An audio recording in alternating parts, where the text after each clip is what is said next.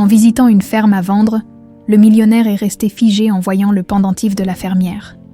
Le même qu'il avait offert à son amoureuse, présumée morte il y a 28 ans. Le soleil de septembre caressait les collines de Provence, quand la Bentley noire d'Édouard Moreau s'engagea sur le chemin de terre battue. Les oliviers centenaires semblaient lui faire la révérence, leurs branches argentées dansant dans la brise tiède. À 53 ans, cet homme aux tempes grisonnantes avait bâti un empire immobilier. Mais aujourd'hui, quelque chose dans ce paysage sauvage lui serrait la gorge. « Monsieur Moreau, nous y sommes », annonça Philippe, son chauffeur, en désignant une bâtisse en pierre qui se dressait au bout du sentier. La ferme des Lavandes, un nom poétique pour une propriété qui tombait en ruine. Édouard ajusta sa cravate en soie bleue, un geste machinal quand l'émotion menaçait de le submerger. Cette acquisition représentait plus qu'un investissement, c'était sa façon de se rapprocher encore un peu plus du sud de la France.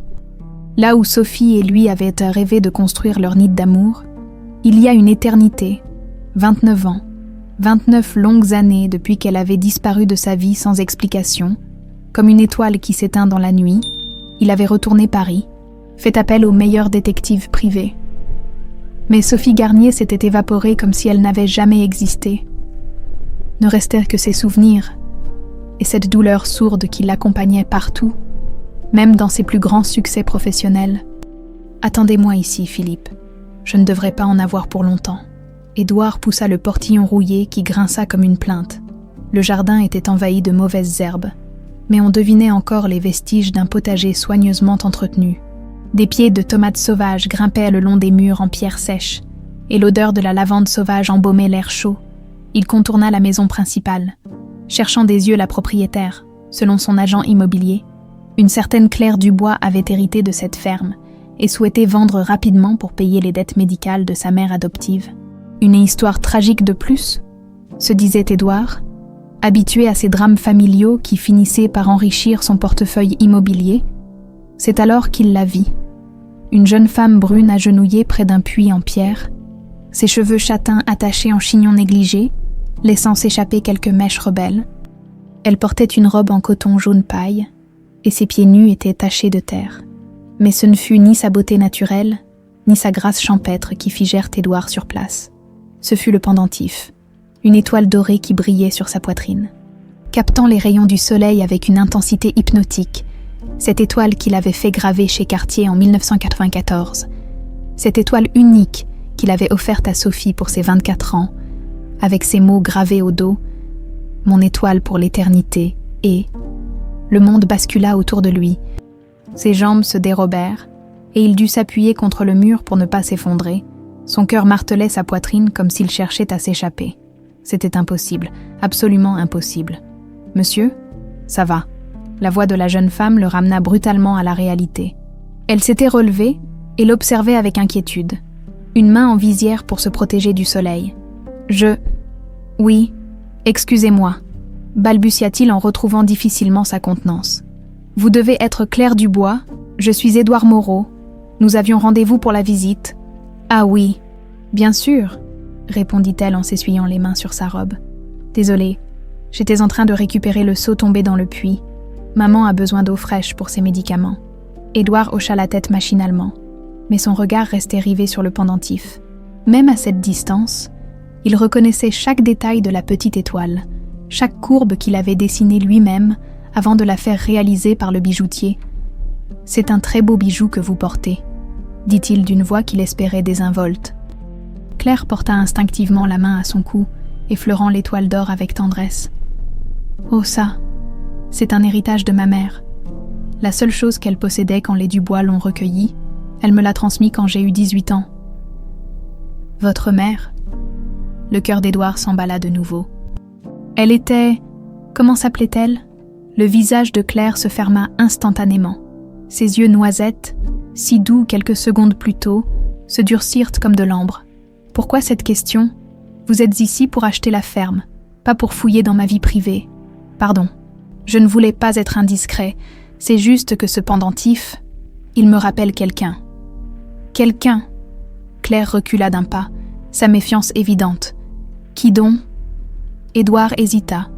Comment expliquer à cet inconnu qu'elle portait le bijou de la femme qu'il avait aimée plus que sa propre vie? Comment lui dire que ce simple pendentif venait de réveiller 29 ans de douleur enfouie? Une amie, il y a très longtemps, murmura-t-il finalement. Eh bien, votre amie avait bon goût, répliqua Claire sèchement. Mais ce pendentif appartient à ma famille maintenant. Alors si on visitait cette ferme, je n'ai pas toute la journée. Durant l'heure qui suivit, Édouard fit semblant de s'intéresser à l'état des murs, à la plomberie défaillante et à la toiture qui prenait l'eau. Mais son esprit était ailleurs, obsédé par 1000 questions qui se bousculaient dans sa tête. Comment ce pendentif avait-il atterri entre les mains de cette jeune femme, qui était sa mère, et pourquoi Claire avait-elle exactement l'âge qu'aurait eu l'enfant de Sophie si... Non, il fallait qu'il arrête de fantasmer. Le monde était plein de coïncidences étranges. Peut-être Sophie avait-elle vendu le bijou avant de disparaître? Peut-être l'avait-elle perdu et quelqu'un d'autre l'avait trouvé? Les explications rationnelles ne manquaient pas. Pourtant, quand Claire sourit en montrant la vue magnifique depuis la terrasse, quelque chose dans son expression lui rappela irrésistiblement Sophie. La même façon de plisser les yeux quand elle riait, la même fossette qui creusait sa joue gauche, la même élégance naturelle malgré sa simplicité. Alors, qu'est-ce que vous en pensez? Demanda Claire en croisant les bras. C'est parfait, répondit Édouard sans réfléchir. Et c'était vrai, mais pas pour les raisons immobilières qu'elle imaginait. Cette ferme était parfaite parce qu'elle abritait peut-être la clé de l'énigme qui le hantait depuis près de 3 décennies. Je fais une offre au prix demandé, ajouta-t-il impulsivement. Claire sursauta, visiblement surprise par cette décision si rapide. Vraiment, vous ne voulez pas réfléchir, faire des contre-propositions. C'est ce que font habituellement les acheteurs. Je ne suis pas un acheteur habituel. Mademoiselle Dubois. Il sortit sa carte de visite et la lui tendit. Leurs doigts se frôlèrent brièvement, et Édouard sentit une décharge électrique lui parcourir le bras. Claire retira vivement sa main, comme si elle avait ressenti la même chose. Mon notaire vous contactera dans les prochains jours pour finaliser la transaction, dit-il en s'efforçant de paraître professionnel. En attendant, j'aimerais beaucoup rencontrer votre mère pour la rassurer sur mes intentions concernant la propriété. Le visage de Claire se rembrunit à nouveau. Ma mère est très malade, elle ne reçoit personne. Je comprends, mais peut-être pourrions-nous... Non, sa voix claqua comme un fouet. Ma mère a assez souffert dans sa vie. Je ne laisserai personne la déranger. Sur ces mots, elle tourna les talons et se dirigea vers la maison d'un pas décidé. Édouard la regarda s'éloigner, fasciné par sa ressemblance troublante avec Sophie, même cette façon de relever le menton quand elle était en colère. Il regagna sa voiture d'un pas chancelant, l'esprit en ébullition. Philippe démarra sans poser de questions. Habitué aux humeurs changeantes de son patron, mais dans le rétroviseur, le chauffeur remarqua qu'Édouard Moreau n'avait jamais eu ce regard-là, un regard d'homme qui vient de voir un fantôme. Pendant tout le trajet du retour vers Paris, Édouard ne cessa de repenser à ce pendentif étincelant sur la poitrine de Claire. Cette étoile qui avait été le symbole de son amour pour Sophie, cette étoile qui venait de ressusciter tous ses démons. Il devait découvrir la vérité, peu importe le prix à payer.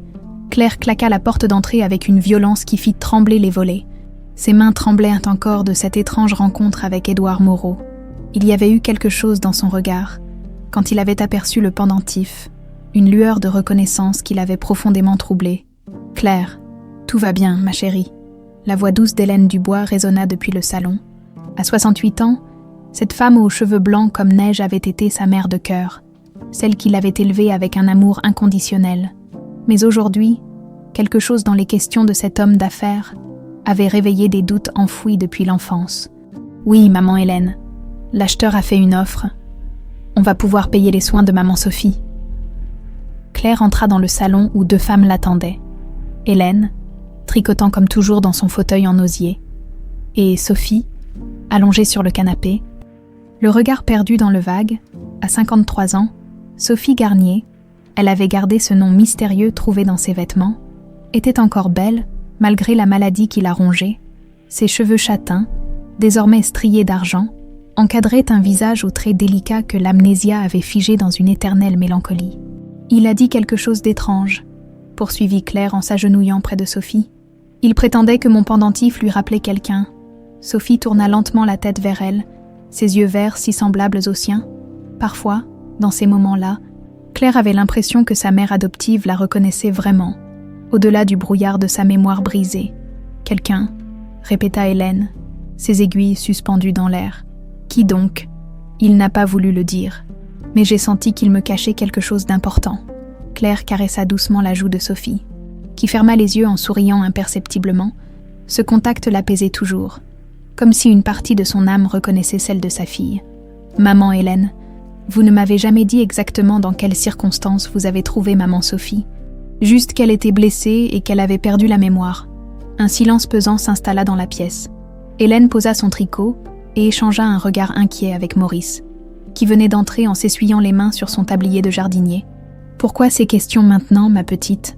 demanda le vieil homme de sa voix rocailleuse. « Parce que cet homme, il avait l'air de connaître l'histoire de ce pendentif, et j'ai besoin de comprendre d'où je viens vraiment. » Claire se leva et monta l'escalier qui menait au grenier, laissant les Dubois dans un silence lourd de secret. Elle avait toujours su qu'ils lui cachèrent quelque chose sur les circonstances de son adoption informelle. Petite, elle avait posé 1000 questions, mais ils éludaient toujours, prétextant que Sophie avait tout oublié et qu'il valait mieux ne pas remuer le passé. Le grenier sentait la poussière et les souvenirs oubliés. Des rayons de soleil filtraient à travers les tuiles disjointes, créant des colonnes de lumière dorée dans lesquelles dansaient des particules en suspension. Claire fouilla parmi les vieilles malles, cherchant les affaires de Sophie que les Dubois avaient conservées. Au fond d'une caisse en bois, elle découvrit une petite valise en cuir rouge qu'elle n'avait jamais vue. Ses mains tremblèrent en défaisant les fermoirs rouillés. À l'intérieur, soigneusement pliés, se trouvaient des vêtements élégants qui contrastaient avec la simplicité de leur vie actuelle. Une robe de soie noire, un tailleur Chanel, des escarpins de marque, et tout au fond, une enveloppe jaunie par le temps. Le cœur de Claire battait la chamade quand elle ouvrit l'enveloppe. Plusieurs lettres en tombèrent, rédigées d'une écriture masculine élégante. La première était datée du 15 octobre 1995. « Ma Sophie adorée, cela fait 3 semaines que tu as disparu sans explication. Je deviens fou d'inquiétude, tous les matins. J'espère te voir revenir, et tous les soirs, je sombre un peu plus dans le désespoir. Qu'est-ce qui a pu se passer?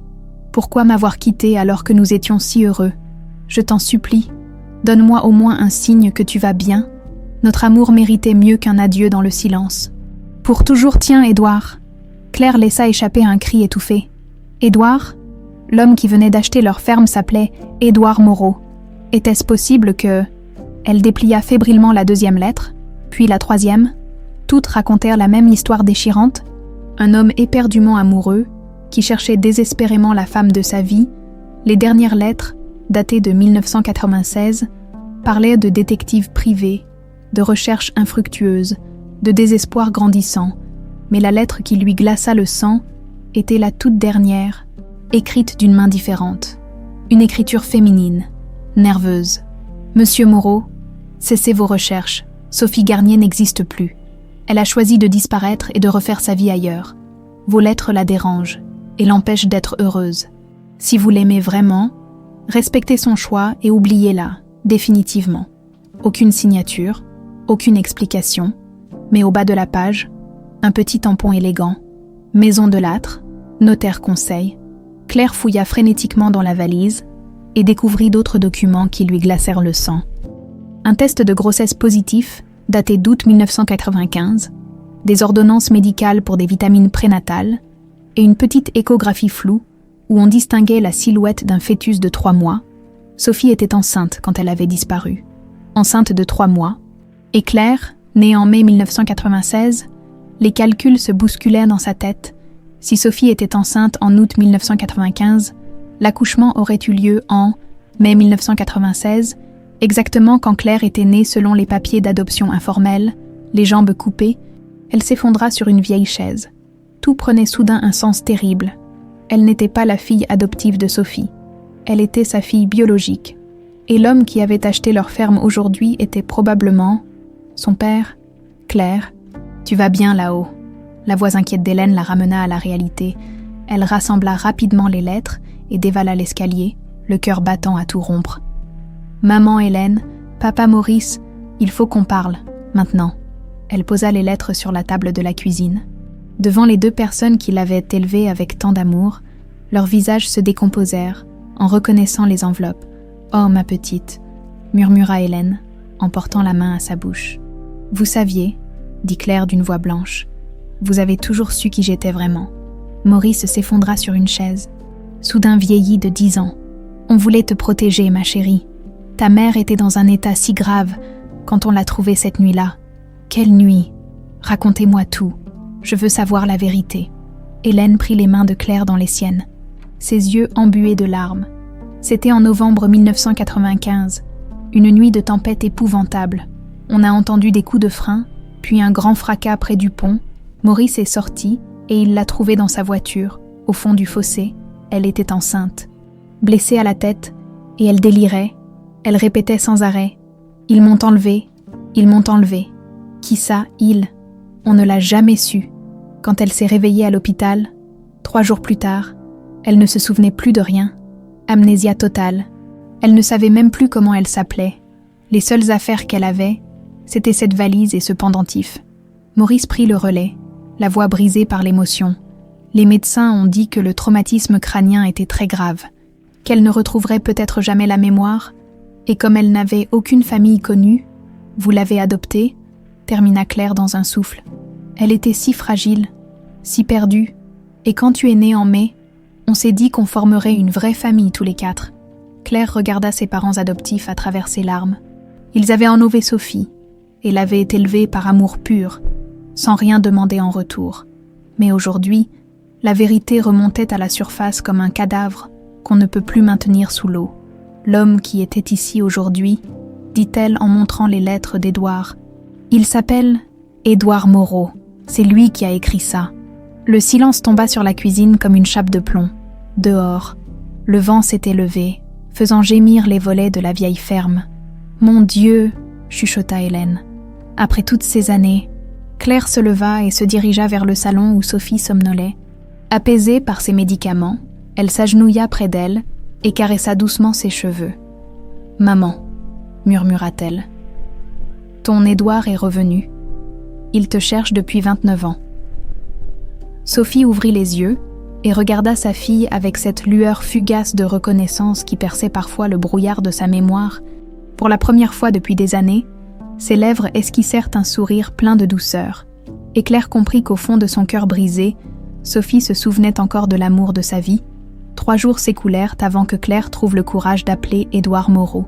3 jours pendant lesquels elle relut chaque lettre, scruta chaque photo floue de l'échographie, cherchant des réponses dans ces fragments d'un passé qu'elle n'avait jamais connu.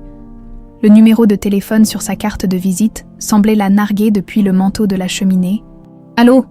La voix masculine était tendue, comme si son propriétaire n'avait pas dormi depuis des jours. « Monsieur Moreau, c'est Claire Dubois, de la ferme des Lavandes. » Un silence, puis un souffle tremblant à l'autre bout du fil. « Mademoiselle Dubois, j'espérais que vous m'appelleriez. Il faut qu'on se parle. J'ai trouvé des choses qui vous concernent. Des choses. » Sa voix se fit plus pressante. « Quel genre de choses ?» Claire ferma les yeux, serrant le combiné jusqu'à s'en faire mal aux doigts. « Des lettres, signées de votre nom, adressées à ma mère. » Le silence qui suivit fut si long qu'elle crut qu'il avait raccroché. Puis elle entendit un sanglot étouffé. « Mon Dieu, Sophie, elle est vivante. Elle est très malade, monsieur Moreau. Mais oui, elle est vivante. Je peux la voir, s'il vous plaît, mademoiselle Dubois. J'ai attendu 29 ans. » Le désespoir dans sa voix acheva de convaincre Claire. Cet homme n'était pas un imposteur. C'était vraiment celui qui avait aimé sa mère au point de la chercher pendant 3 décennies. « Venez demain, vers 15 heures. Mais je vous préviens, elle ne vous reconnaîtra pas. Elle ne se souvient de rien. » Le lendemain, Claire guettait par la fenêtre quand la Bentley noire remonta l'allée. Son cœur battait si fort qu'elle avait l'impression qu'il allait exploser. Édouard Moreau descendit de sa voiture d'un pas hésitant, tenant un bouquet de pivoine blanche, les fleurs préférées de Sophie, selon ses lettres. Elle lui ouvrit avant qu'il ait le temps de frapper. « Monsieur Moreau ?»« Mademoiselle ? Claire ?» Il avait prononcé son prénom avec une émotion particulière, comme s'il goûtait chaque syllabe. Ses yeux gris la scrutaient avec une intensité troublante, cherchant sans doute des ressemblances avec la femme qu'il avait aimée. « Avant que vous la voyiez ?» dit Claire en l'arrêtant d'un geste. Il faut que vous compreniez quelque chose. Sophie n'est plus la femme que vous avez connue. L'accident lui a enlevé sa mémoire, mais aussi une partie de sa personnalité. Elle est fragile, très fragile. L'accident? Édouard fronça les sourcils. Quels accidents? Dans ses lettres, elle ne parlait jamais d'accident. Elle n'a pas écrit ces lettres. Monsieur Moreau, quelqu'un d'autre l'a fait à sa place. Le visage d'Édouard se décomposa. Claire sortit la dernière lettre de sa poche, celle qui lui demandait d'arrêter ses recherches. Vous reconnaissez cette écriture? Il étudia le papier, ses mains tremblant légèrement. Non, ce n'est pas la sienne. Et ce tampon, Delattre, je connais ce nom. Qui sont-ils? Des notaires parisiens. Lucien Delattre était un ami de ma mère. Mais pourquoi aurait-il? Il s'interrompit, le visage livide, comme si une terrible vérité venait de le frapper. Mon Dieu, murmura-t-il. Qu'est-ce qu'ils ont fait? Claire le fit entrer dans le salon, où Sophie était installée dans son fauteuil habituel, près de la fenêtre. Elle portait sa plus belle robe, celle en coton bleu que Claire avait repassée spécialement pour l'occasion. Ses cheveux étaient soigneusement coiffés, et elle tenait un livre qu'elle ne lisait pas vraiment. Quand Édouard la vit, il s'arrêta net au milieu de la pièce. Le bouquet tomba de ses mains inertes, les pivoines se répandant sur le sol carrelé comme des larmes blanches. « Sophie » souffla-t-il. Le son de cette voix fit sursauter la malade. Elle tourna lentement la tête vers lui, ses yeux verts se posant sur son visage avec une expression de confusion mêlée de trouble. Édouard s'approcha d'elle, avec la prudence de quelqu'un qui craint de faire fuir un oiseau blessé. Il s'agenouilla près de son fauteuil, les larmes coulant librement sur ses joues. « Sophie, c'est moi, Édouard. Tu ne te souviens pas ?» Elle le regardait fixement, ses sourcils froncés dans un effort de concentration douloureuse. Puis, soudain, quelque chose d'étrange se produisit. Son rythme cardiaque s'accéléra visiblement. Sa respiration devint plus rapide, et ses joues se colorèrent d'un rouge délicat. « balbutia-t-elle. « Pourquoi mon cœur ?» Sa main droite se porta instinctivement à sa poitrine. Comme pour calmer les battements affolés de son cœur, Édouard tendit la main vers elle, puis la retira, n'osant pas la toucher. « Tu ne me reconnais pas, mais ton cœur se souvient, » murmura-t-il. Il a toujours su me reconnaître. Claire observait la scène depuis le seuil.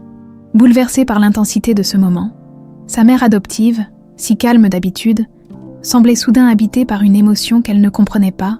Ses mains tremblaient, et elle regardait Édouard avec une fascination mêlée d'angoisse. « Qui êtes-vous » demanda Sophie d'une voix tremblante. « Je suis quelqu'un qui t'a aimé plus que sa propre vie » répondit Édouard. « Quelqu'un qui t'a cherché pendant 29 ans. »« 29 ans » répéta-t-elle lentement. « Mais moi, je n'existe que depuis 29 ans. Avant, il n'y avait rien. Juste le noir. » Édouard se tourna vers Claire, le regard suppliant. « Est-ce que je peux lui tenir la main ?» Claire hocha la tête. Édouard approcha doucement sa main de celle de Sophie, au moment où leurs peaux entrèrent en contact. Elle poussa un petit cri et retira sa main comme si elle venait de toucher une braise. « Ça brûle », chuchota-t-elle. « Pourquoi ça brûle ?»« Parce que nos mains se reconnaissent », expliqua Édouard avec une tendresse infinie. « Parce que pendant 4 ans, elles ne se sont jamais quittées. » Sophie le regardait maintenant avec une intensité nouvelle, comme si quelque chose remontait lentement du fond de sa mémoire brisée. « J'ai mal à la tête, » dit-elle soudain. « Quand vous parlez, j'ai mal à la tête. » Comme si quelque chose voulait sortir mais ne pouvait pas. Édouard se leva et recula de quelques pas, comprenant que sa présence était trop bouleversante pour elle. « Je ne veux pas te faire souffrir, ma chérie. Je vais partir. »« Non !»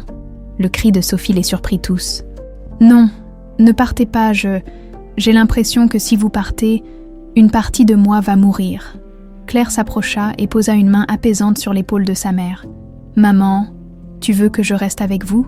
Sophie hocha la tête, puis regarda de nouveau Édouard. « Vous pouvez chanter. » Chanter. Édouard parut surpris. « Qu'est-ce que tu aimerais que je chante ?»« Je ne sais pas. Quelque chose qui me ferait du bien au cœur. » Édouard ferma les yeux un instant, cherchant au fond de sa mémoire. Puis il se mit à fredonner doucement une mélodie que Claire ne connaissait pas. Une chanson tendre et mélancolique qui semblait venir du fond de son âme. L'effet sur Sophie fut immédiat et spectaculaire. Ses yeux se remplirent de larmes et elle se mit à trembler de tout son corps. Mais ce n'était pas de la peur, c'était autre chose. Une reconnaissance profonde, viscérale, qui dépassait les limites de sa mémoire consciente. « Cette voix », murmura-t-elle. « Cette voix, je la connais, elle me chante quelque chose dans mes rêves. Toujours la même mélodie. » Édouard s'interrompit, trop ému pour continuer. Il se tourna vers Claire, qui pleurait silencieusement. « C'était votre chanson », demanda-t-elle. « Notre chanson », confirma-t-il. « Je la lui chantais tous les soirs avant qu'elle s'endorme. » Sophie s'était calmée, mais elle continuait de regarder Édouard avec cette expression nouvelle, comme si un voile venait de se déchirer dans son esprit. « Est-ce que vous allez revenir ?» demanda-t-elle timidement. « Si tu le veux, je reviendrai tous les jours. »« Je le veux », dit-elle avec une conviction qui surprit Claire. « Je ne sais pas pourquoi, mais je le veux. » Édouard se pencha vers elle, et avec une délicatesse infinie, effleura son front d'un baiser. « Alors je reviendrai, mon étoile, je te le promets. » En sortant de la ferme, Édouard se tourna vers Claire. « Elle ne sait rien de nous, de notre histoire. Rien. Mais maintenant que vous êtes là, » Claire hésita, puis plongea. « Il faut que vous sachiez quelque chose d'important. Très important. » « Quoi donc ?» Claire prit une profonde inspiration et regarda cet homme qui venait de bouleverser sa vie. « Monsieur Moreau, je crois que vous êtes mon père. » Les mots de Claire résonnèrent dans l'air tiède de Provence, comme un coup de tonnerre.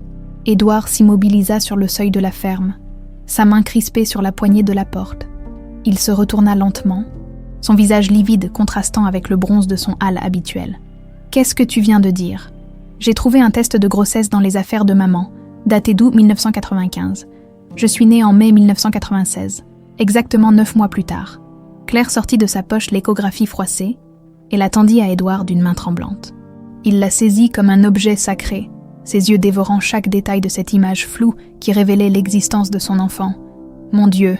souffla-t-il. « J'ai une fille de 28 ans et je ne l'ai jamais su. » Sa voix se brisa sur ces derniers mots. Il s'appuya contre le mur de pierre de la ferme, comme si ses jambes ne pouvaient plus le porter. 29 années de vie gâchée. 29 années où il aurait pu être père, où il aurait pu voir grandir cette magnifique jeune femme qui se tenait devant lui. « Pourquoi ?» murmura-t-il. « Pourquoi ne m'a-t-elle rien dit ? Parce qu'elle n'en a pas eu l'occasion ?» répondit Claire avec amertume. « D'après les Dubois, elle a été enlevée. Ils l'ont trouvée au fond d'un fossé. Après un accident de voiture, elle délirait en répétant « Ils m'ont enlevée ». Édouard releva la tête, ses yeux gris flamboyants de colère. « Qui a fait ça ? Je ne sais pas, mais vous avez mentionné les Delattre tout à l'heure. Vous les soupçonnez ?» Le visage d'Édouard se durcit. Les pièces du puzzle commençaient à s'assembler dans son esprit, révélant un tableau d'une cruauté inouïe. « Ma mère, » dit-il d'une voix sourde. « Ma mère voulait que j'épouse Camille Delattre pour unir nos fortunes familiales. Elle trouvait que Sophie n'était pas assez bien pour moi, pas assez riche, pas assez aristocrate. Vous pensez qu'elle aurait été capable de... » Ma mère était capable de tout pour arriver à ses fins, et Lucien Delattre était son complice dans tous ses stratagèmes. Ils restèrent silencieux un moment, digérant l'horreur de cette révélation, puis Édouard se redressa, animé d'une détermination nouvelle. Il faut soigner Sophie. Tout de suite, je vais faire venir les meilleurs spécialistes de France. Monsieur Moreau, Édouard, appelle-moi Édouard, ma fille. Ces 2 derniers mots furent prononcés avec une émotion si pure que Claire sentit ses défenses s'effriter. Cet homme venait de découvrir qu'il était père, et malgré le choc, sa première pensée était pour Sophie. « Les médecins nous ont dit qu'il n'y avait rien à faire », dit-elle doucement. « L'amnésia est définitive, et son cœur. Il y a toujours quelque chose à faire, toujours. » Le lendemain matin, une BMW noire remonta l'allée de la ferme, suivie d'une ambulance médicalisée. Édouard en descendit accompagné de 3 hommes en blouse blanche qui portèrent des mallettes d'instruments sophistiqués. Professeur Martineau, neurologie, se présenta le premier, un homme élégant aux cheveux poivre et sel. Professeur Blanc, cardiologie, et docteur Rousseau, psychiatrie spécialisée dans les troubles de la mémoire. Claire les accueillit avec méfiance. Depuis l'enfance, les médecins lui avaient dit que l'état de Sophie était irréversible. Pourquoi ces spécialistes parisiens réussiraient-ils là où les autres avaient échoué? Nous aimerions examiner Madame Garnier, expliqua le professeur Martineau. Monsieur Moreau nous a expliqué la situation. Avec les progrès de la médecine ces dernières années, certaines pathologies qu'on croyait incurables peuvent maintenant être traitées. L'examen dura 3 heures. Sophie se laissa faire avec sa docilité habituelle, ne comprenant pas vraiment ce qui lui arrivait. Claire et Édouard attendirent dans le salon, unis dans la même angoisse. « Elle va s'en sortir », dit Édouard pour la 10e fois. « Comment pouvez-vous en être si sûr ? Parce qu'elle a survécu à 29 ans d'enfer, parce qu'elle t'a mise au monde malgré tout, et parce que je refuse de la perdre une 2e fois. » Enfin, les 3 médecins redescendirent, leur visage grave ne laissant rien transparaître. Le professeur Martineau prit la parole. L'état de Madame Garnier est complexe, mais pas désespéré. Le traumatisme crânien qu'elle a subi a effectivement causé une amnésia, mais nous avons détecté des signes encourageants. Quel genre de signes ? Demanda Claire, suspendue à ses lèvres. Son cerveau a développé des connexions alternatives pour compenser les zones endommagées. Avec une thérapie spécialisée, elle pourrait récupérer des fragments de mémoire. Pas tout, mais l'essentiel. Édouard se leva d'un bond, les yeux brillants d'espoir. Et son cœur. Le professeur Blanc prit le relais, consultant ses notes. Elle souffre d'une cardiomyopathie sévère, probablement causée par les traumatismes psychologiques et physiques qu'elle a subis, mais une intervention chirurgicale pourrait considérablement améliorer sa qualité de vie. Une intervention, Claire pâlit. C'est dangereux. Toute chirurgie cardiaque comporte des risques, mais sans traitement, son état ne peut que se dégrader. Combien ça coûte ? Demanda Claire d'une voix blanche. Édouard la regarda avec surprise. « Tu n'as pas à t'inquiéter pour ça, je paierai tout. Je ne peux pas accepter que... » Claire, il posa ses mains sur ses épaules, la regardant droit dans les yeux. « Tu es ma fille, Sophie est la femme que j'aime. C'est mon devoir et mon bonheur de prendre soin de vous deux. » Le docteur Rousseau, qui était resté silencieux jusque-là, prit enfin la parole. « Il y a autre chose. La réaction de Madame Garnier à votre présence hier. Monsieur Moreau est remarquable. Son corps vous reconnaît même si son esprit ne s'en souvient pas. Cette connexion émotionnelle pourrait être la clé de sa guérison. Qu'est-ce que ça veut dire ? Demanda Claire. Que votre présence constante, Monsieur Moreau, pourrait stimuler sa mémoire de façon beaucoup plus efficace que n'importe quel médicament. Édouard ne réfléchit pas longtemps. Je vais m'installer ici, définitivement. Mais vos affaires à Paris ? Je vais vendre une partie de mes entreprises. Le reste peut être géré à distance.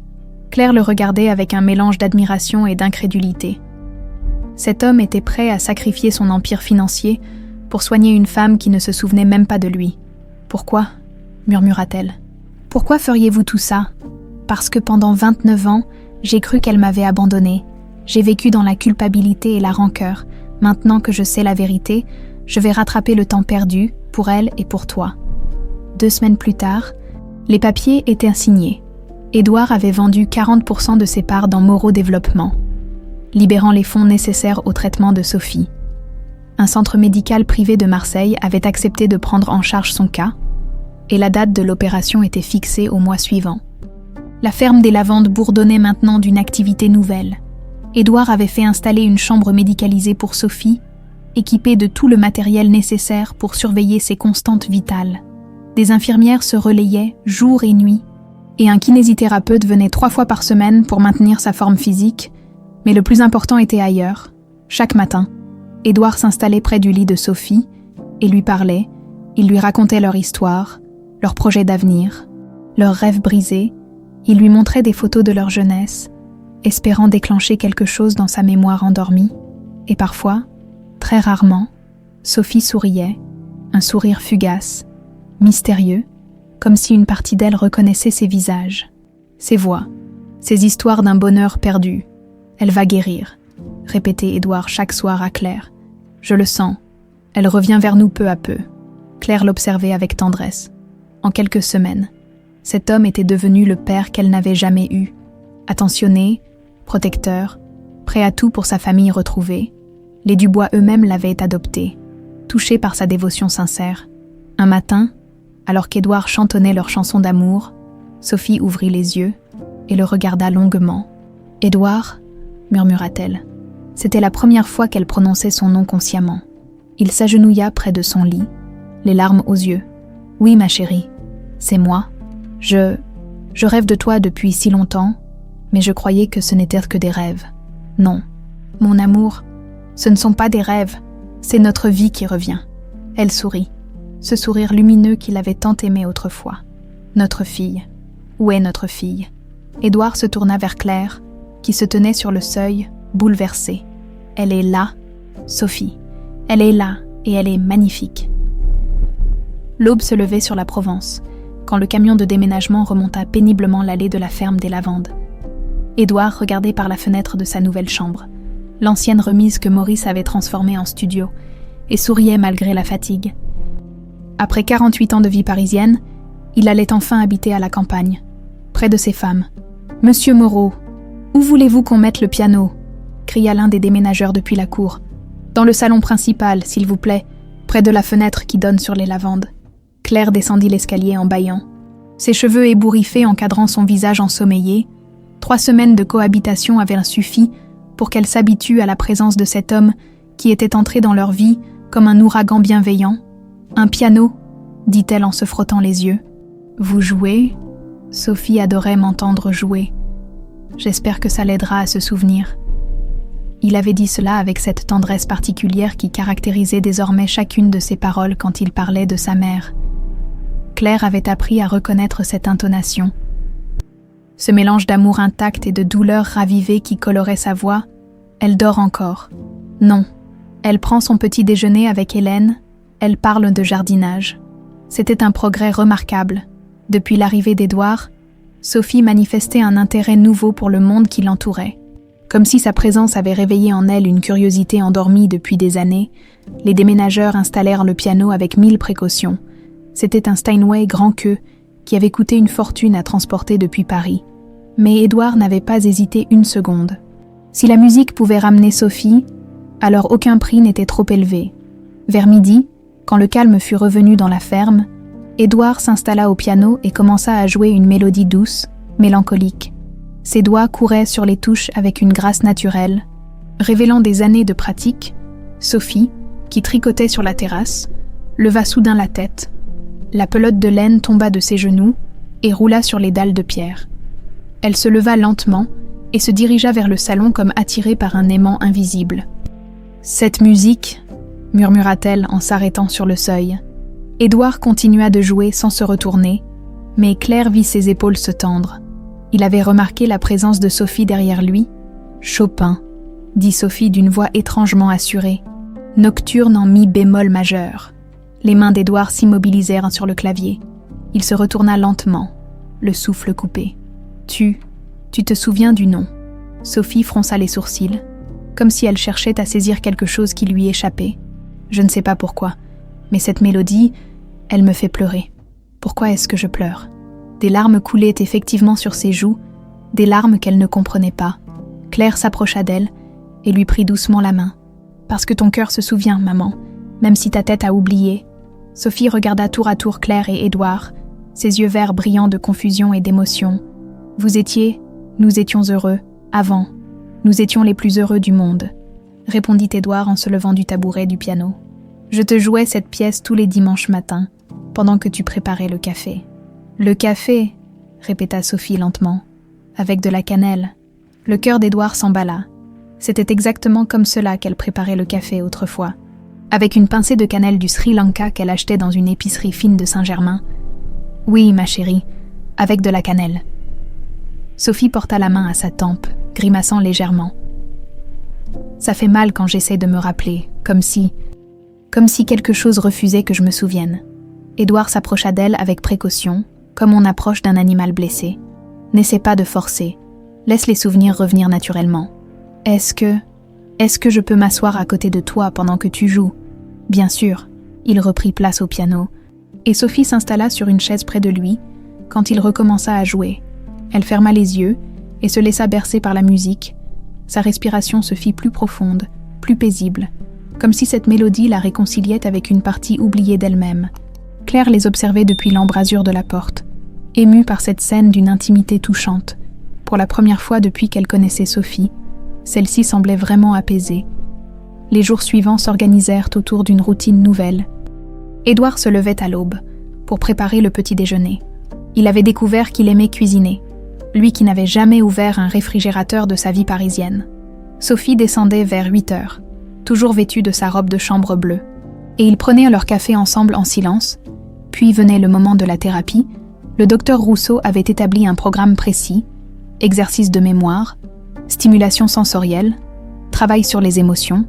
Édouard participait à toutes les séances, patient et encourageant. « Regarde cette photo, Sophie », disait le psychiatre, en lui montrant un cliché de deux pris dans un café parisien. « Que ressens-tu ?»« De la joie », répondait-elle sans hésiter. « Et de l'amour, beaucoup d'amour. Tu reconnais l'homme sur la photo. C'est Édouard. Mon, elle cherchait le mot, le visage crispé par l'effort. Mon cœur, finissait-elle par dire. C'est mon cœur. Ces petites victoires quotidiennes donnèrent de l'espoir à toute la maisonnée, même Hélène et Maurice. D'abord méfiants envers cet intrus parisien. C'était un prix d'affection pour lui. Édouard les aidait aux travaux de la ferme, réparait ce qui était cassé, et surtout, il rendait Sophie heureuse. Un soir, Claire le trouva dans le jardin, assis sur le muret de pierre qui bordait le potager. Il regardait les étoiles, une expression mélancolique sur le visage. « Ça va ?» demanda-t-elle en s'installant près de lui. « J'ai peur, » avoua-t-il. Peur qu'elle ne retrouve jamais complètement la mémoire. Peur que les fragments qui reviennent ne suffisent pas. « Elle vous aime », dit Claire avec conviction. Même sans souvenir précis, elle vous aime. Ça se voit dans sa façon de vous regarder.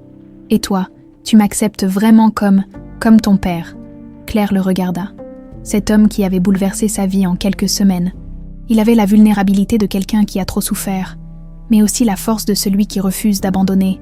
Au début, j'avais peur, admit-elle. Peur que vous repartiez comme vous étiez venu. Mais maintenant j'ai l'impression que cette famille n'a jamais été complète sans vous. Édouard sourit. Le premier vrai sourire qu'elle lui voyait depuis son arrivée.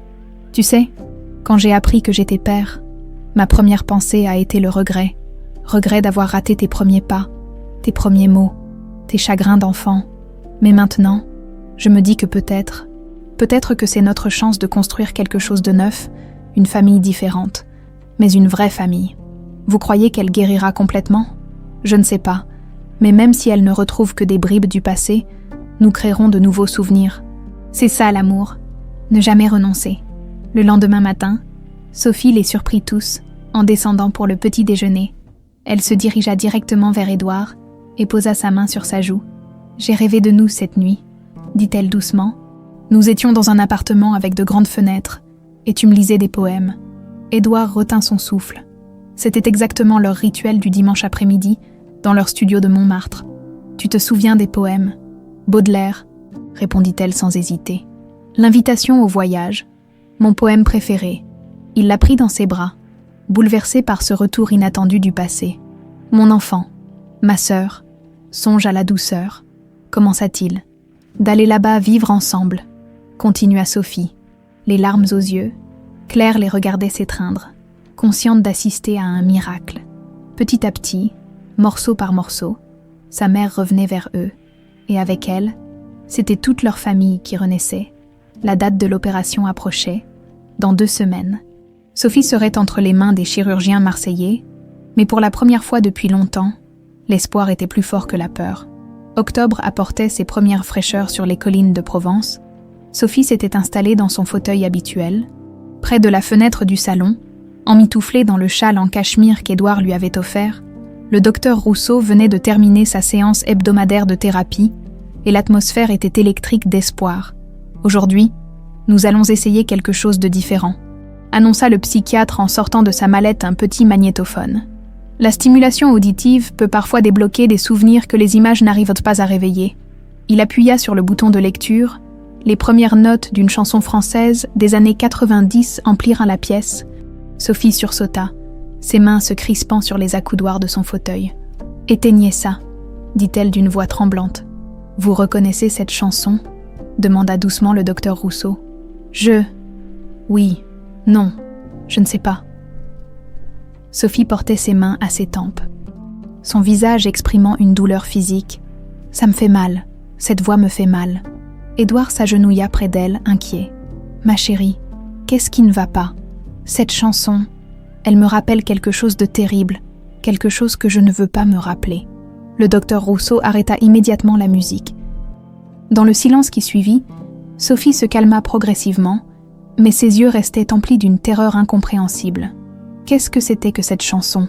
Demanda Édouard au psychiatre. Partir de François Valéry, un tube de 1995. Pourquoi, ça vous dit quelque chose? Édouard secoua la tête, mais Claire intervint. 1995. C'est l'année où maman a disparu. Le docteur Rousseau prit des notes dans son carnet, visiblement intéressé par cette réaction. Les traumatismes peuvent créer des associations très fortes entre certains stimuli et les émotions. Cette chanson était peut-être diffusée au moment de son enlèvement. Sophie frissonna et se blottit contre Édouard. « Je ne veux plus entendre cette voix », murmura-t-elle. « Elle me fait peur. C'est fini, mon amour. On n'écoutera plus jamais cette chanson. » 1 heure plus tard, quand le psychiatre fut parti, Sophie semblait avoir retrouvé son calme habituel. Mais quelque chose avait changé. Elle regardait autour d'elle avec une attention nouvelle, comme si cette séance avait fissuré le mur qui protégeait sa mémoire. « Édouard, » dit-elle soudain. « Oui. Pourquoi est-ce que j'ai l'impression qu'on m'a volé ma vie ?» La question tomba comme une pierre dans l'eau tranquille de l'après-midi. Édouard échangea un regard avec Claire. Devait-il lui dire la vérité? Lui révéler qu'elle avait effectivement été victime d'un enlèvement? « Qu'est-ce qui te fait dire ça, ma chérie ?»« Je ne sais pas. C'est juste une sensation, comme si j'avais été heureuse avant et qu'on m'avait arrachée à ce bonheur. » Édouard prit ses mains dans les siennes. « Tu as été heureuse, Sophie. Nous avons été heureux ensemble, et nous le serons de nouveau. Mais pourquoi est-ce que je ne me souviens pas? Pourquoi est-ce que mon cerveau refuse de me rendre mes souvenirs? Parce qu'il te protège, » intervint Claire. « Peut-être que certaines choses sont trop douloureuses pour que tu t'en souviennes tout de suite. » Sophie hocha lentement la tête, puis se leva et se dirigea vers le piano. Elle effleura les touches, produisant quelques notes hésitantes. « J'ai l'impression que mes doigts connaissent cette musique, » dit-elle avec étonnement. « Tu jouais ?» demanda Édouard, surpris. Il ne se souvenait pas qu'elle sache jouer du piano. « Je ne sais pas. Mes mains bougent toutes seules. » Et effectivement, ses doigts trouvaient les bonnes touches, esquissant une mélodie simple mais juste, une berceuse qu'Édouard ne reconnaissait pas. « Où est-ce que j'ai appris ça ?» murmura Sophie, les larmes aux yeux. Claire s'approcha et posa sa main sur l'épaule de sa mère. « Tu me l'as chanté quand j'étais petite, » dit-elle doucement. « Hélène me l'a dit. Tu avais inventé cette berceuse pour moi. »« J'ai inventé ça. Oui, tu disais que c'était notre chanson secrète, à toi et moi. » Sophie continua de jouer, et peu à peu, des paroles lui revinrent. « Dors, mon petit ange. Maman veille sur toi. Même si le monde est sombre, tu es ma joie. Dans tes rêves, tu danses sur les nuages blancs. Maman t'aime pour toujours, mon bel enfant. » Sa voix était faible, incertaine, mais les mots coulaient naturellement. Édouard et Claire écoutaient, bouleversés par cette résurrection spontanée d'un souvenir maternel. « Je me souviens, » chuchota Sophie en s'arrêtant de jouer. « Je me souviens de t'avoir bercée avec cette chanson. Tu étais si petite, si fragile. »« Qu'est-ce que tu te rappelles d'autre ?» demanda Claire avec espoir. Sophie ferma les yeux, se concentrant intensément. Du lait tiède, tes petits poings qui s'agrippaient à mes cheveux, et cette terreur constante qu'on nous sépare, qui nous sépare. Je ne sais pas, des ombres, des voix menaçantes. J'avais toujours peur qu'on vienne te prendre. Édouard sentit la colère monter en lui. Sophie avait vécu ses premiers mois de maternité dans la terreur, sans doute consciente au niveau subconscient du danger qui les menaçait. Les jours suivants furent marqués par d'autres percées. Sophie se mit à rêver, et ses rêves étaient peuplés de fragments de sa vie passée. Elle parlait dans son sommeil, prononçant des noms, des lieux, des dates qui correspondaient parfaitement à ce qu'Édouard savait de leur histoire commune. Un matin, elle se réveilla en pleurs. « J'ai rêvé de notre appartement », dit-elle à Édouard. « Celui avec les murs jaunes et la cuisine minuscule. Tu te souviens de l'appartement ? Il y avait des photos de nous partout et un chat, un gros chat roux qui dormait sur le radiateur. » Édouard manqua de s'étouffer. Caramel, leur chat roux qu'ils avaient adopté ensemble et qui était mort quelques mois avant la disparition de Sophie, il s'appelait Caramel, dit-il d'une voix étranglée. Caramel. Sophie sourit à travers ses larmes. Oui, c'est ça. Il ronronnait si fort qu'on l'entendait depuis la chambre. Cette nuit-là, pour la première fois depuis son retour, Sophie accepta qu'Édouard dorme dans la même chambre qu'elle. Ils installèrent un lit de camp près de son lit médicalisé et il lui tint la main jusqu'à ce qu'elle s'endorme. « Édouard », murmura-t-elle dans l'obscurité. « Oui, mon amour. Chante-moi notre chanson. » Il entonna doucement la mélodie qui les avait réunis le premier jour, celle qui avait fait battre le cœur de Sophie sans qu'elle sache pourquoi. Sa voix grave et tendre emplit la chambre, et Sophie ferma les yeux en souriant. « Je t'aime », dit-elle soudain. Édouard s'interrompit, le souffle coupé. « Qu'est-ce que tu viens de dire ?»« Je t'aime. Je ne sais pas pourquoi. Je ne me souviens pas de tout. Mais je sais que je t'aime. Ça n'a jamais disparu. » Il se leva et l'embrassa doucement sur le front. « Moi aussi je t'aime, plus que ma propre vie. » Le lendemain, une nouvelle étape fut franchie. Sophie, qui n'avait jamais manifesté d'intérêt pour les activités extérieures, demanda à faire une promenade dans les lavandes. Édouard et Claire l'accompagnèrent, la soutenant chacun d'un côté. « J'ai l'impression d'avoir déjà marché ici, » dit-elle en respirant profondément le parfum des fleurs sauvages. « Avec toi, Édouard, on parlait de construire une maison. Tu te souviens de nos projets ? Vaguement, une maison avec un grand jardin, des enfants qui courent partout. » Elle regarda Claire avec tendresse. « On avait prévu plusieurs enfants. N'est-ce pas ? » ?»« Oui, » avoua Édouard. « On voulait une grande famille, et on a été séparés avant de pouvoir la construire. » Ce n'était pas une question, mais une certitude. Sophie commençait à comprendre qu'une force extérieure avait brisé leur bonheur. En rentrant à la ferme, ils trouvèrent une voiture inconnue dans la cour. Un homme élégant d'une 60aine d'années les attendait, appuyé contre une Mercedes noire. « Maître Durand, » dit Édouard en reconnaissant son notaire parisien, « que faites-vous ici ? Il faut que je vous parle. Monsieur Moreau, c'est urgent. Et cela concerne aussi Madame Garnier. » Sophie se raidit en voyant l'inconnu. Une peur instinctive la saisit, la même qui l'avait paralysée en entendant la chanson de François Valéry. « Qui est cet homme ?» demanda-t-elle à Édouard. « Pourquoi j'ai peur de lui ?» Le notaire la regarda avec compassion. « Je ne suis pas votre ennemi, madame. Au contraire, je viens vous apporter des réponses sur votre passé, sur ce qui vous est vraiment arrivé en 1995. » Maître Durand posa sa mallette en cuir sur la table de la cuisine. Ses mains tremblant légèrement, l'homme qui avait bâti sa réputation sur sa froideur professionnelle semblait profondément troublé.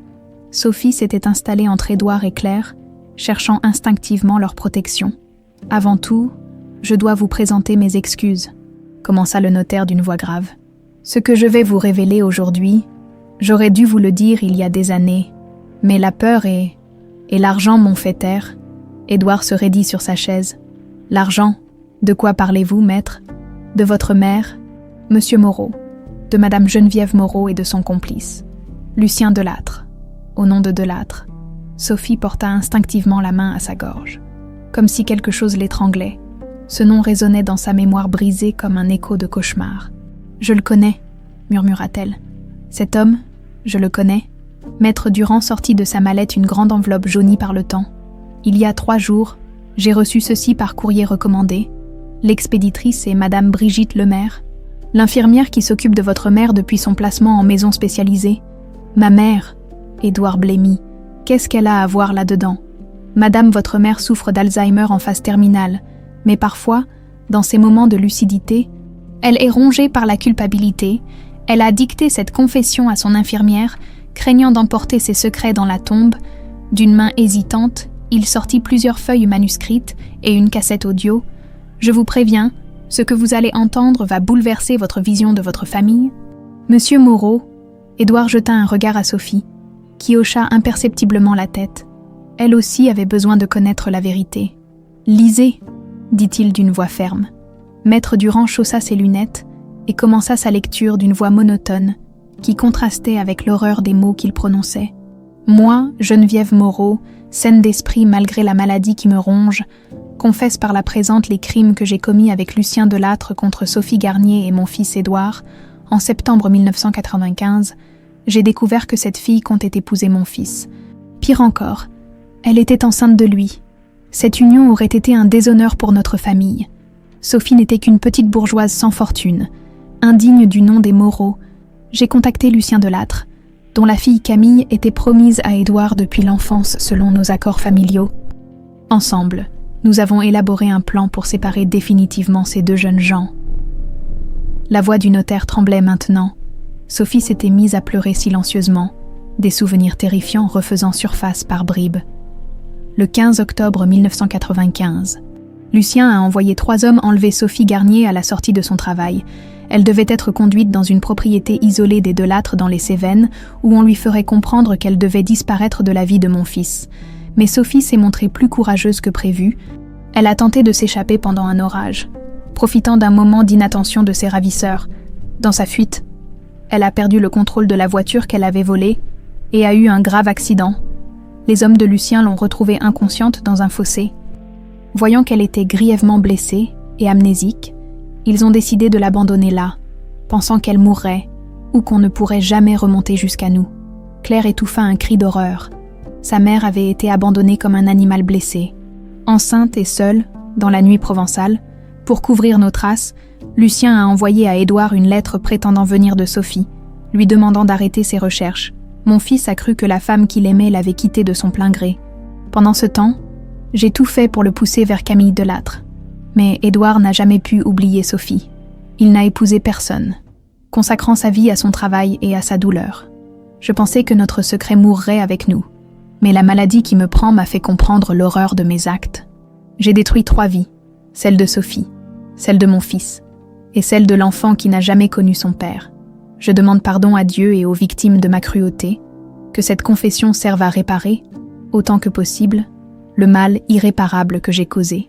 Signé Geneviève Moreau, le 15 octobre 2024, 29 ans jour pour jour après le crime. Le silence qui suivit cette lecture fut assourdissant. Sophie pleurait maintenant ouvertement, des sanglots qui semblaient venir du plus profond de son être. Édouard était livide, ses poings serrés sur la table. Il y a aussi cet enregistrement, dit Maître Durand en montrant la cassette. Votre mère a insisté pour enregistrer elle-même sa confession. Elle voulait que vous entendiez sa voix. Non, dit Édouard d'une voix blanche. Je ne veux pas entendre sa voix. Pas maintenant.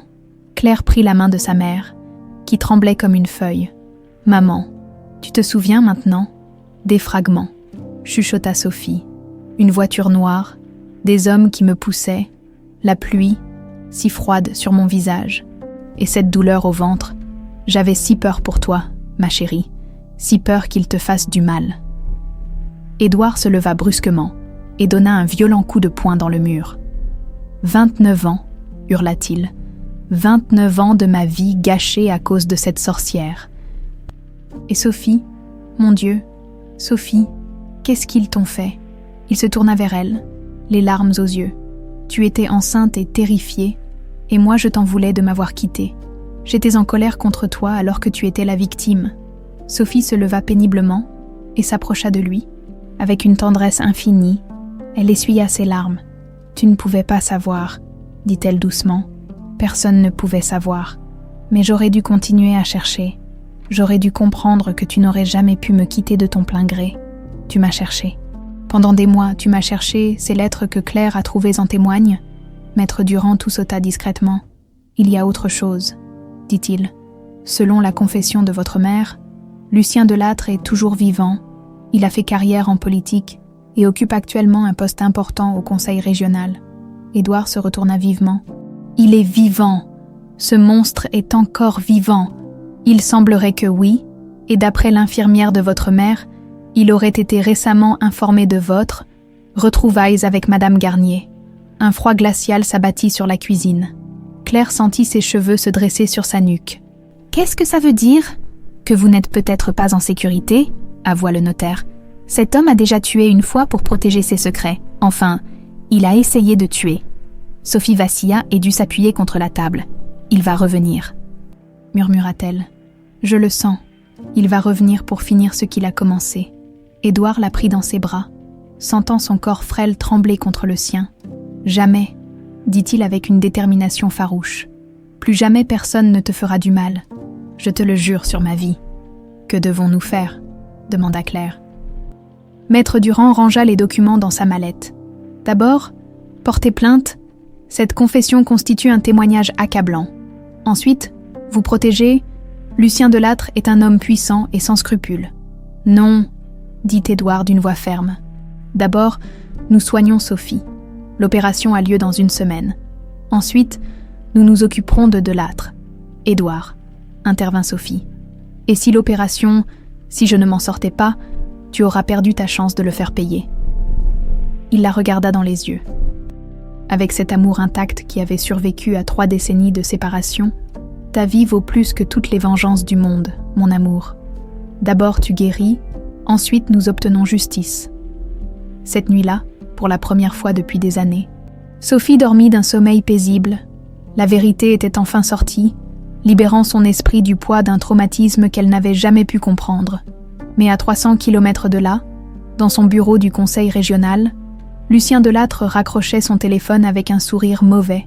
L'infirmière de Geneviève venait de l'informer de la visite du notaire. « Après tout ce temps, murmura-t-il, il va falloir que je termine le travail moi-même. » Il ouvrit son carnet d'adresses et composa un numéro qu'il n'avait pas utilisé depuis des années. Certains secrets valaient tous les crimes du monde. L'aube se levait à peine sur Marseille, quand l'ambulance médicalisée franchit les grilles de la clinique Sainte-Marguerite. Sophie, allongée sur le brancard, serrait la main d'Édouard avec une force surprenante pour quelqu'un d'aussi fragile. Ses yeux verts, lumineux malgré l'angoisse, ne quittèrent pas le visage de l'homme qu'elle avait retrouvé. « J'ai peur », murmura-t-elle quand les portes automatiques de l'établissement s'ouvrirent devant eux. « Moi aussi », avoua Édouard en caressant ses cheveux. « Mais nous allons affronter cette peur ensemble. » Claire marchait à côté du brancard, tenant l'autre main de sa mère. Elle n'avait pas dormi de la nuit, rongée par l'angoisse de perdre Sophie au moment même où leur famille se reconstituait. Les statistiques que lui avait données le professeur Blanc tournaient en boucle dans sa tête. 70% de chances de succès, 30% de risque de complications graves. Madame Garnier, une infirmière en blouse blanche, s'approcha avec un sourire professionnel. « Je suis Sylvie, je vais m'occuper de vous aujourd'hui. Comment vous sentez-vous ? Comme quelqu'un qui va peut-être mourir dans quelques heures, » répondit Sophie avec une franchise désarmante. L'infirmière ne perdit pas sa bienveillance. « Vous êtes entre les meilleures mains de la région, madame. Le professeur Blanc a pratiqué cette intervention des centaines de fois. » Ils installèrent Sophie dans une chambre préopératoire baignée de lumière méditerranéenne. Par la fenêtre, on apercevait la mer au loin, d'un bleu profond qui contrastait avec la blancheur clinique des murs. Édouard s'installa sur la chaise près du lit, refusant de la quitter même pour prendre un café. « Tu sais » dit Sophie en regardant le plafond. « Si ça se passe mal aujourd'hui, je veux que tu saches que ces dernières semaines ont été les plus belles de ma nouvelle vie. »« Ne dis pas ça » protesta Édouard. « Tu vas t'en sortir. Nous avons encore tellement de projets à réaliser. »« Quel projet ?» demanda-t-elle avec curiosité. « Notre mariage, d'abord, un vrai mariage, avec Claire comme témoin et les Dubois comme famille d'honneur. » Sophie sourit, ses yeux s'embuant de larmes heureuses. « Tu veux encore m'épouser, même diminuée, même malade. Je veux t'épouser parce que je t'aime, pas parce que tu es parfaite.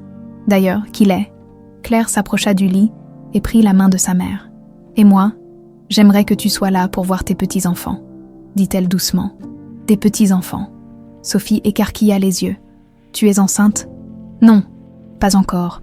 Mais un jour, j'espère, et j'aimerais qu'ils connaissent leur grand-mère. » À 9h précises, le professeur Blanc fit son entrée. C'était un homme d'une 50aine d'années, aux mains fines et aux gestes précis. Son regard était à la fois confiant et grave.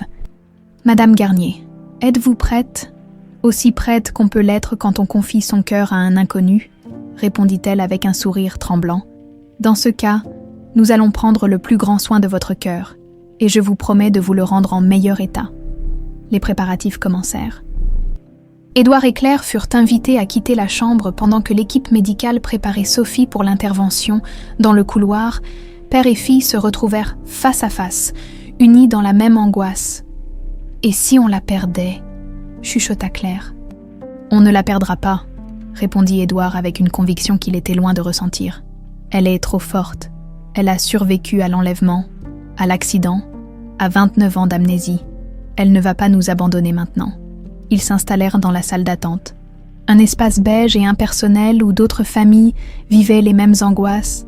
Les heures s'étiraient avec une lenteur insupportable. Édouard faisait les 100 pas, incapable de tenir en place. Claire tentait de lire un magazine, mais les mots dansaient devant ses yeux. À midi, Hélène et Maurice arrivèrent avec un panier de provisions. « On ne pouvait pas rester à la ferme sans rien faire », expliqua la vieille dame en embrassant Claire. « Comment va notre petite ?»« Elle est au bloc depuis 3 heures, » répondit Édouard d'une voix rauque. « Aucune nouvelle. » Maurice posa une main réconfortante sur l'épaule du Parisien qu'il avait appris à aimer comme un fils. « Sophie est une battante. Elle nous a tous surpris en survivant à l'impossible. Elle ne va pas nous décevoir aujourd'hui. » Vers 14 heures. Une infirmière apparut enfin. Famille Garnier. Ils se levèrent tous les 4 d'un bond. « L'intervention se déroule bien, » annonça-t-elle. « Nous sommes à mi-parcours. Le professeur Blanc m'a demandé de vous dire que le cœur de madame répond parfaitement aux réparations. » Édouard s'effondra sur sa chaise. Libéré d'un poids énorme. « Elle va s'en sortir, » murmura-t-il. « Elle va s'en sortir. » Mais l'attente continua. 16 heures, 17 heures. Le soleil déclinait sur la Méditerranée, projetant des ombres longues dans la salle d'attente désormais presque vide. À 18h30, le professeur Blanc apparut enfin, encore vêtu de sa blouse verte de chirurgien. Son visage fatigué arborait un sourire rassurant.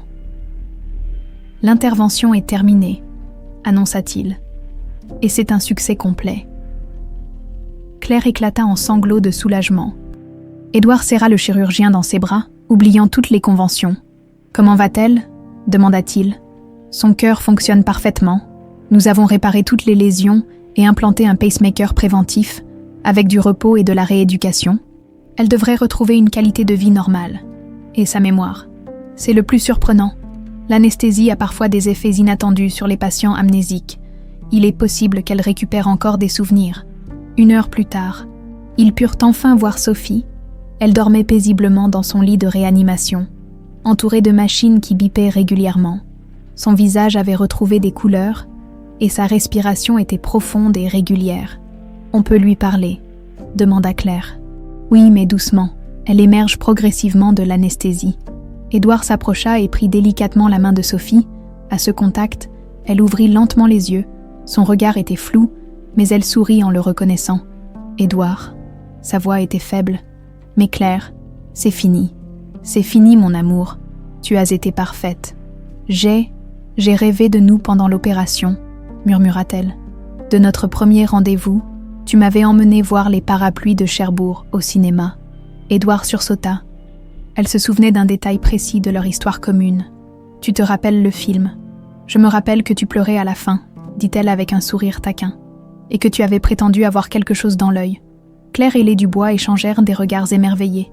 Les souvenirs revenaient, plus nets et plus précis qu'avant l'opération. « Qu'est-ce que tu te rappelles d'autre ?» demanda Claire. Sophie ferma les yeux, se concentrant. « Notre appartement de Montmartre, le café du matin avec de la cannelle et... » Elle ouvrit soudain grand les yeux, regardant Claire avec une intensité nouvelle. « Et toi ?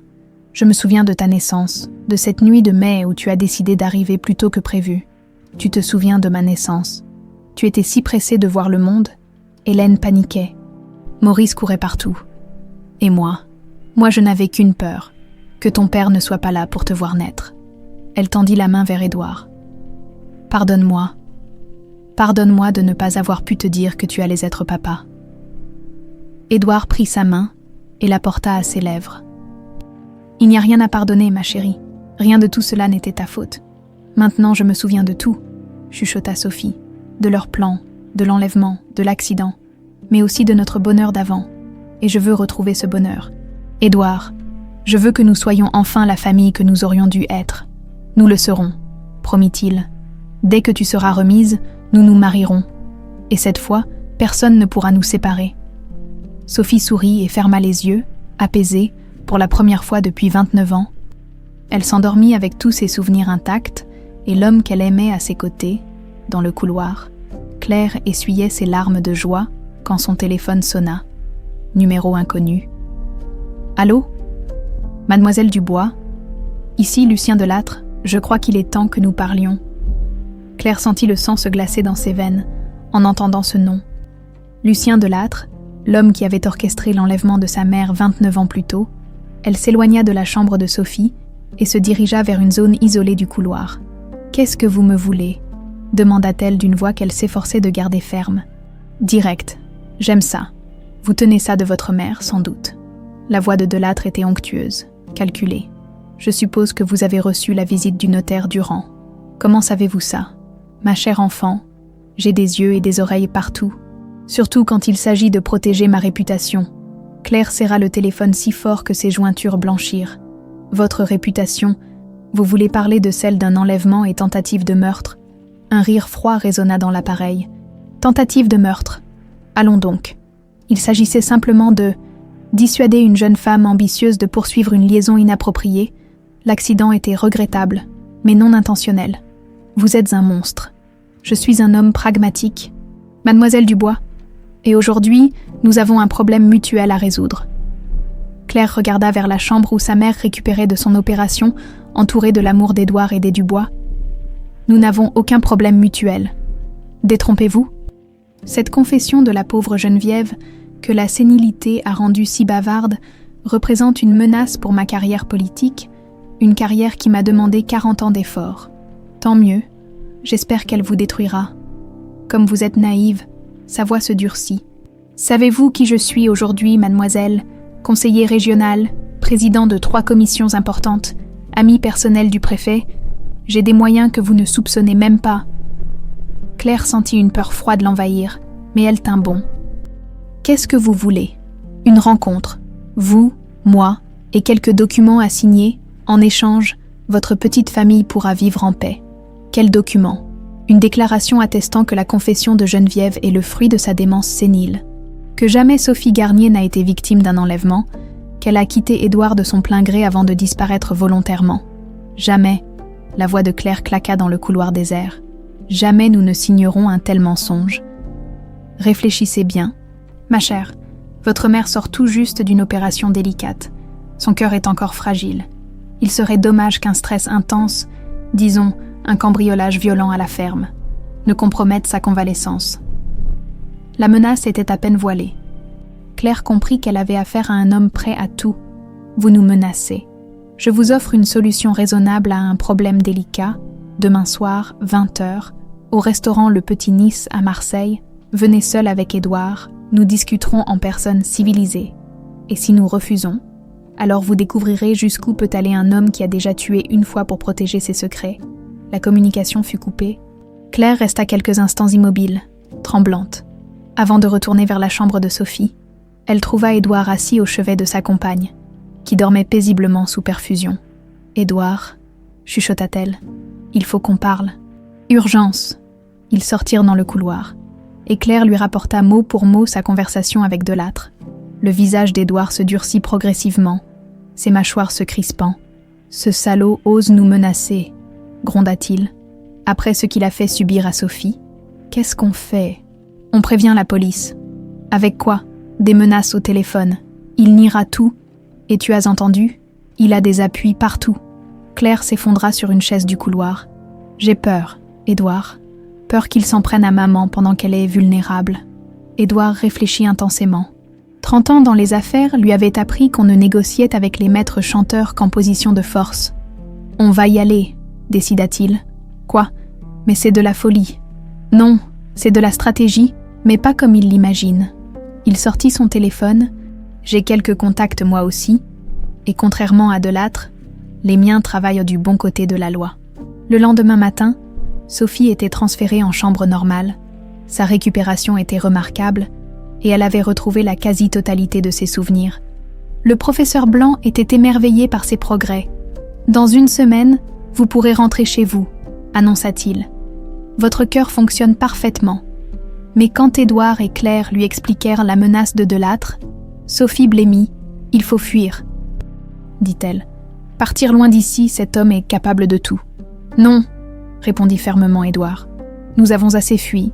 Il est temps de lui faire face. » Il avait passé la matinée au téléphone avec commissaire Morlaix, un ami de longue date qui dirigeait une brigade spécialisée dans la corruption politique.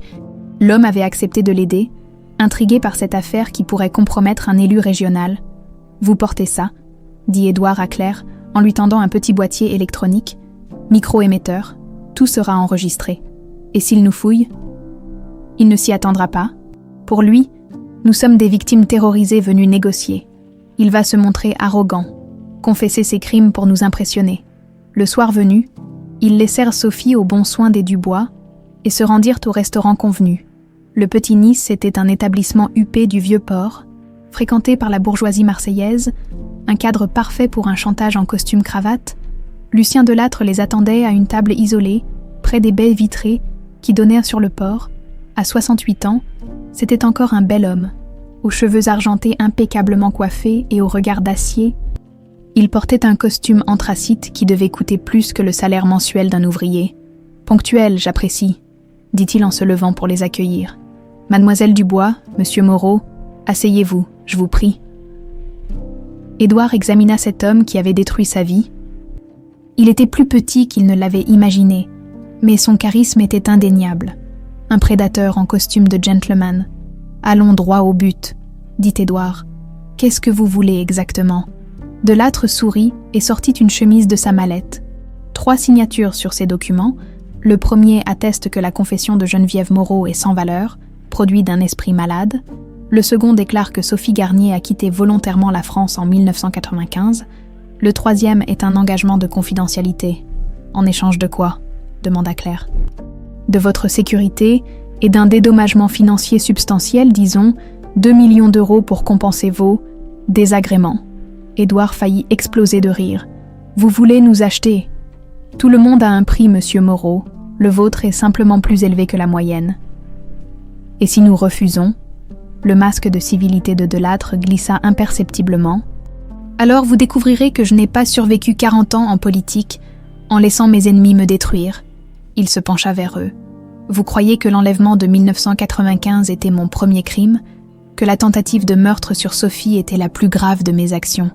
Claire sentit le micro-émetteur chauffer contre sa peau. « Continuez, pensait-elle. Continuez à parler.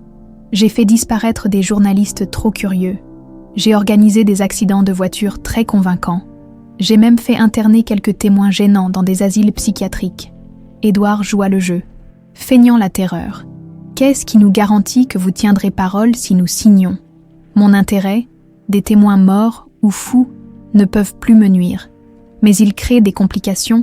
Je préfère les témoins silencieux et reconnaissants. Vous invoquez donc l'enlèvement de Sophie. J'avoue avoir voulu protéger l'avenir de 2 familles respectables. Sophie n'était qu'un obstacle temporaire à éliminer. » Delattre sortit un stylo en or de sa poche. « Signez maintenant. Mon offre expire dans exactement 1 minute. » Claire et Édouard échangèrent un regard. Puis Édouard prit le stylo et se pencha vers les documents. « Vous savez quoi, monsieur Delattre ?» dit-il en relevant la tête avec un sourire. « J'ai une contre-proposition. Laquelle ? Que vous vous rendiez gentiment aux policiers qui vous attendent dehors. Toute cette conversation a été enregistrée. » Le visage de Delattre se décomposa.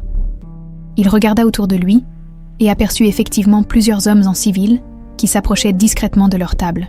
« Vous m'avez piégé, comme vous avez piégé Sophie il y a 29 ans, sauf que nous ne sommes pas des criminels. » Commissaire Morlaix s'approcha de leur table. Sa carte de police bien visible. « Monsieur Delattre, police judiciaire, vous êtes en état d'arrestation pour enlèvement, séquestration, tentative de meurtre et chantage. » Delattre tenta de se lever, mais 2 policiers l'encadrèrent immédiatement. « C'est un piège. Ces gens mentent. Nous avons tout sur bande, monsieur, » dit calmement le commissaire, « y compris vos aveux concernant d'autres crimes. Vous allez avoir beaucoup de choses à nous expliquer. » Tandis qu'on emmenait Delattre menotté, Claire et Édouard se regardèrent, incrédules. Après 29 ans, justice était enfin rendue. « C'est fini ?» demanda Claire. « C'est fini », confirma Édouard. « Maintenant, nous pouvons vraiment commencer notre nouvelle vie. » 6 mois plus tard, la ferme des Lavandes bourdonnait d'une activité joyeuse. Des guirlandes de fleurs fraîches ornaient la terrasse en pierre, et des chaises blanches étaient disposées en demi-cercle face à l'arche de rose que Maurice avait construite de ses propres mains. Le jour tant attendu était enfin arrivé. Édouard et Sophie allaient se marier. Dans la chambre qu'elle partageait désormais avec Édouard, Sophie contemplait son reflet dans le miroir ancien. Elle portait une robe de soie ivoire, simple mais élégante, qui mettait en valeur sa silhouette retrouvée. Ses cheveux, désormais plus longs, était relevé en un chignon souple, orné du pendentif en étoiles dorées. Le même qui avait permis leur retrouvaille. « Tu es magnifique », dit Claire en entrant dans la chambre, les larmes aux yeux. Sa mère s'était transformée ces derniers mois. L'opération avait non seulement réparé son cœur défaillant, mais lui avait aussi rendu une vitalité qu'elle n'avait plus depuis des années. Les souvenirs, revenus par vagues successives, avaient comblé les vides de sa mémoire. Elle était redevenue la Sophie d'autrefois. Enrichie par l'expérience de sa survie, nerveuse, demanda Claire en arrangeant le voile de sa mère. Un peu, c'est étrange de se marier à 53 ans avec l'homme qu'on devait épouser à 24. Vous n'avez pas vieilli, vous avez mûri, et votre amour aussi. Par la fenêtre, elles apercevaient les invités qui prenaient place. Il n'y avait qu'une trentaine de personnes. Les Dubois, bien sûr, quelques amis parisiens d'Édouard, le personnel médical qui avait soigné Sophie, et Maître Durand, qui était devenu un ami proche après avoir révélé la vérité. Édouard, élégant dans son costume bleu marine, accueillait les invités avec un sourire radieux. À 53 ans, il avait retrouvé la joie de vivre qu'il avait perdue 29 ans plus tôt. La barbe qu'il portait désormais lui donnait un air distingué, et ses yeux gris pétillaient de bonheur. « Il est temps », annonça Hélène en passant la tête par la porte. « Le maire nous attend. » Sophie prit le bras de Maurice, qui avait insisté pour la conduire à l'hôtel. Ce vieil homme qui l'avait sauvée 29 ans plus tôt méritait cet honneur. Claire, en robe lilas, marchait devant eux en tant que demoiselle d'honneur et témoin. La cérémonie fut simple et émouvante. Le maire de la commune, un homme jovial qui connaissait bien l'histoire extraordinaire de ce couple, prononça des mots touchants sur l'amour qui triomphe de toutes les épreuves. « Édouard Moreau, acceptez-vous de prendre pour épouse Sophie Garnier, dans la joie comme dans l'épreuve, dans la richesse comme dans la pauvreté, dans la santé comme dans la maladie ?»« Je l'accepte », répondit Édouard d'une voix ferme, les yeux rivés sur ceux de Sophie. « Je l'ai toujours accepté, même quand je croyais l'avoir perdu. Sophie Garnier, acceptez-vous de prendre pour époux Édouard Moreau, dans la joie comme dans l'épreuve, dans la richesse comme dans la pauvreté, dans la santé comme dans la maladie. Je l'accepte, » murmura Sophie, les larmes coulant librement sur ses joues. Mieux vaut tard que jamais. Quand ils échangèrent les alliances, 2 anneaux simples en or blanc, il n'y eut pas un œil sec dans l'assemblée. Même le commissaire Morlaix, venu spécialement de Marseille, s'essuya discrètement les yeux. « Vous pouvez embrasser la mariée », déclara le maire. Leur baiser fut tendre, chargé de toutes les années perdues et de tout l'amour intact. Les applaudissements éclatèrent, couvrant le chant des cigales provençales. La réception se déroula dans le jardin. Sous les oliviers centenaires, Édouard avait fait venir un traiteur de Marseille, mais Hélène avait insisté pour préparer elle-même le gâteau de mariage, un croquembouche traditionnel qui s'élevait majestueusement au centre de la table d'honneur. Pendant le repas, Claire se leva pour porter un toast. « Il y a 1 an, nous étions 3 personnes brisées par la vie, maman sans mémoire, Édouard sans espoir, et moi sans père. Aujourd'hui, nous sommes une vraie famille. » Elle leva son verre de champagne. À Sophie et Édouard, qui nous ont prouvé que l'amour véritable ne meurt jamais. À Sophie et Édouard, reprirent en chœur tous les invités, plus tard dans l'après-midi, pendant que les invités dansaient sur la musique d'un petit orchestre jazz. Commissaire Morlaix s'approcha du couple de mariés. « J'ai une bonne nouvelle pour vous », annonça-t-il. « Le procès de Delattre commence le mois prochain. Avec tous les éléments que nous avons rassemblés, il risque la prison à vie. Et ses complices ?» demanda Édouard. 2 des 3 hommes qui ont participé à l'enlèvement ont été retrouvés. Le 3e est mort il y a 10 ans. Ils ont accepté de témoigner contre Delattre en échange de remise de peine. Sophie serra la main d'Édouard. La justice suivait enfin son cours. « Il y a autre chose », continua le commissaire. « Nous avons découvert que Delattre était impliqué dans plusieurs autres affaires louches.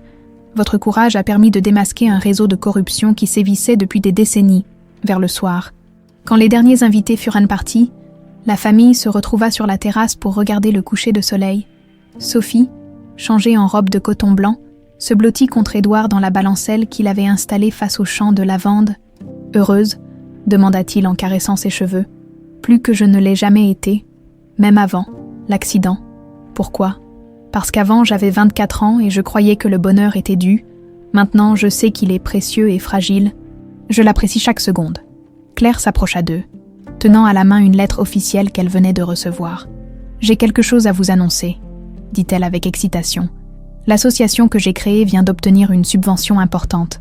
Nous allons pouvoir transformer la ferme en centre d'accueil pour les familles victimes de violences. C'était le projet qui lui tenait le plus à cœur. Utiliser leur douloureuse expérience pour aider d'autres familles brisées à se reconstruire. Sophie et Édouard avaient immédiatement soutenu cette initiative. « Comment vas-tu l'appeler » demanda Sophie. « L'étoile de Sophie, en hommage à maman et au pendentif qui nous a tous réunis. » Sophie porta instinctivement la main à son cou, effleurant la petite étoile dorée. « C'est parfait, » murmura-t-elle. Édouard regardait ces deux femmes extraordinaires qui étaient devenues sa famille. Claire, cette fille qu'il découvrait chaque jour et qui l'émerveillait par sa force et sa générosité. Sophie, l'amour de sa vie retrouvé, plus belle encore que dans ses souvenirs. « Tu sais à quoi je pense ?» dit-il soudain. « Non, dis-moi, au bébé que nous avons failli avoir ensemble, celui qui ne verra jamais le jour à cause de Delattre. » Sophie sourit tristement. « Il a eu une petite sœur magnifique. Et qui sait, peut-être que Claire nous donnera des petits-enfants un jour. »« Maman, » protesta Claire en rougissant, « je n'ai même pas de copain. »« Ça viendra, » dit Édouard avec la confiance d'un père. « Une jeune femme comme toi ne restera pas seule longtemps. » La nuit tombait doucement sur la Provence. Les premières étoiles apparaissèrent dans le ciel encore bleu, et l'air embaumait la lavande et le jasmin. Dans quelques semaines, les premiers pensionnaires du centre d'accueil arriveraient, d'autres familles brisées viendraient chercher ici la paix et la reconstruction. Mais ce soir, il n'y avait que l'amour. L'amour enfin victorieux de toutes les machinations, de toutes les séparations, de toutes les souffrances. L'amour qui avait survécu à 29 années d'éloignement et qui renaissait plus fort que jamais. « Je t'aime. » « Madame Moreau, » murmura Édouard à l'oreille de Sophie. « Je t'aime aussi, mon mari, pour l'éternité. » Ils restèrent enlacés sous les étoiles, savourant leur bonheur retrouvé. Demain commencerait une nouvelle vie, faite de projets communs et de souvenirs à construire. Mais cette nuit leur appartenait, à eux seuls, comme un cadeau du destin pour compenser toutes les nuits volées. Au loin, les cigales chantèrent leur sérénade éternelle, et la ferme des lavandes s'endormait dans la paix et l'amour. L'histoire de Sophie et Édouard était enfin complète. Avec sa fin heureuse si longtemps attendue, et quelque part dans une prison marseillaise, Lucien Delattre contemplait les barreaux de sa cellule, sachant que l'amour véritable avait eu le dernier mot